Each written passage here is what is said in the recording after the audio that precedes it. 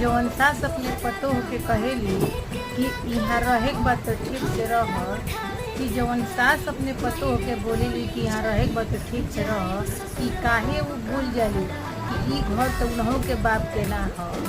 अगर ये वीडियो अच्छा लगता है तो प्लीज़ एक शेयर करें और एक लाइक प्यारा प्यारा सा कमेंट करें। बहुत ही अच्छा शायरी बा, शायद आप लोग के पसंद आए, शायद का आसाना पूरा विश्वास में पसंद आए। तो दोस्त मिलते हैं किसी अगली वीडियो में, तब तक लिए बने रहिए ऐसे हमारी वीडियो में।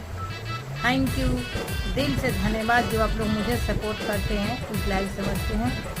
मैं बहुत खुश किस्मत हूँ जो आप लोग के बीच में मैं आ रही हूँ और प्रोग्राम के माध्यम से, गाना के माध्यम से। कल हमारा बोल बम का गाना शूट हो जाएगा, बहुत ही प्यारा सॉन्ग है, बहुत अच्छा सॉन्ग है।